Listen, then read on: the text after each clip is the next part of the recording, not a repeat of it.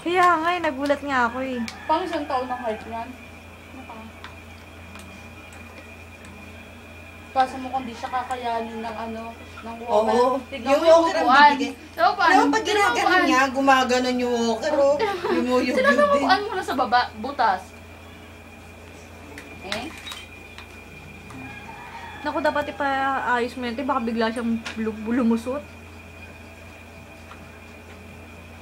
Pagkano bili mo dyan, te? Kano ba yun, May? 800 lang. 8.5. Mura. SM? Pure gold. Mabuti mayroon dyan. May pure gold na ba dito? Yung Yung parko, pure pure gold. gold Hindi yan ka eh. ng pure Kaya gold. meron ng talaga? ganyan. Dati wala, di ba? Puro grocery lang. Ang likat niya. Buti Patulogin ganyan. mo. Patulogin mo. Kaya naman pala, yung hilig nito magnat-ngat. Kailangan pala yung Iniipin na kasi yan. Ngayon, pa kami yan. Pag nalaman niya matigas na masyado.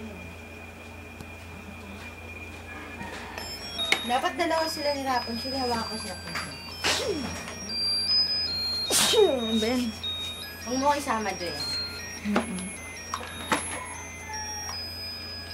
Ay, puta. Nahawakan, te. Uy, Gago ka. Nga, babad yan. Lagi niya sinasabunutin niya si Rapunzel. mama. Mm-mm. Ay, puta. Mukhang video yan. Nangangalan naman ako.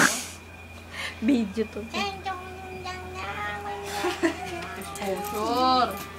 Pakita mo po tatay mo. Tapos po-post namin sa FB. Ikaw ang oblation na UP.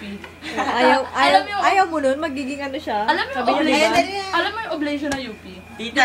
Di ba sa UP may ano, may estatwa doon na nakaubad na lalaki? Oo. Siya, Kill yun yung model. si Kel lang eh.